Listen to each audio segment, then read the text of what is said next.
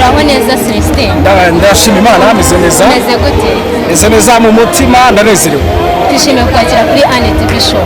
Ni umwe mu bantu batendinze cyangwa bitabiriye igitaramo cya Mahoro Isaac. Ukibonye gute kuri uyu musozi? Vraiment ni igitaramo cyiza cyane kiri ku rwego rwo hejuru. Igitaramo yise United in Praise Live Concert. Igitaramo cyabaye kuri uwa nyuma dutangira isabato.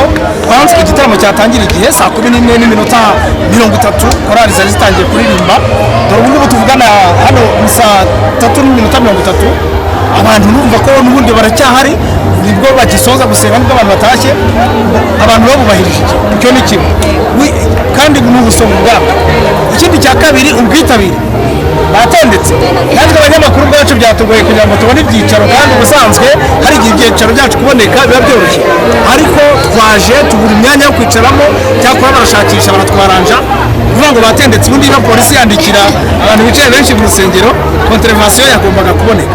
Icyo ni ikintu performance yakozwe yaba Fanuel Bigirimana nk'umuhanzi w'umuhanga cyane yaririmbye neza cyane rwose Imana imumugisha baba abahamya ba Yesu korali yaturutse ku Muhima baririmbye neza cyane Imana imumugisha yaba iyi korali hano yitwa Ububyutse yaririmbye neza cyane Imana ibahumugisha by'akarusho Isaac Mahoro performance iri ku rwego rwo hejuru.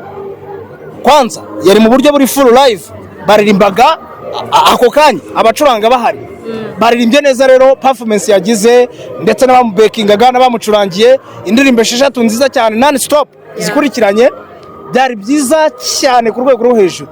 Ariko kandi ikintu gikomeye tunakomeza gushimira cyane Mahoro Isaac ibihangana akora noneho yanakora ibitaramo nk'ibi akenshi ntiyaka amafaranga ahubwo barayatanga kandi ngiye twigeze kuganira nabwo ariko we kutanga kandi aho undi bwo kugombye kwakara avuga ati no genda tanga kandi Imana ibampaye umugisha kandi komeza ko umugisha.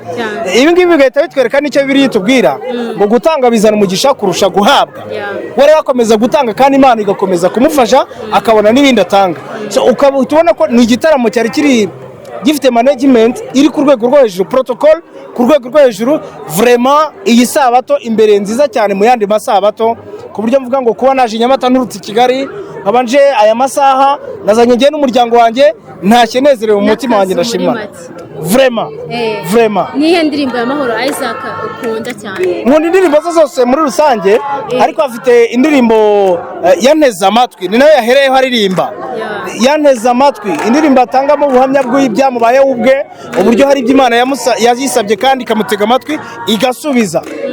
Uburyo yaririmbye neza ariko n'izindi zose uko zakurikiranye vraiment playlist yakozwe yari nziza cyane ndishimye mu mutima wanjye. Niki wakwifuriza Mahoro Isaac mu rugendo yatangiye rwa gospel?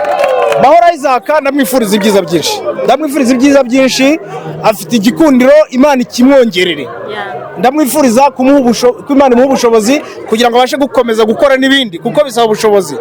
Hanyuma kandi kirenze ibindi byose ndamwifuriza ijuru n'umuryango we. Kuririmba ni byiza ariko umuntu aririmba hano muri iyi si bikarangira hano ntacyo byaba bimaze. So ndamwifuriza ijuru rero kugira ngo umunsi tuzaba turirimbana na ba Eliya na ba Mose na ba Enoke Mahoro Isaac n'abazaba hari tuvuga tuti za ndirimbo waririmbye zadukoze ku mutima zahinduye abantu zikabazana kuri Kristo ngaba nawe Isaac urahari. So icyo rero nicyo gikomeye mwifuriza mu izina rya Yesu. Urakoze cyane natwe turagushimiye kuri Anne TV show kandi dushimye cyane yuko mwatendinze cyangwa mwaje mu gitaramo cya Mahoro Isaac mukaba mutaramutemba. Urakoze cyane turabashimye cyane Imana ibahe umugisha. Asante sana. God bless.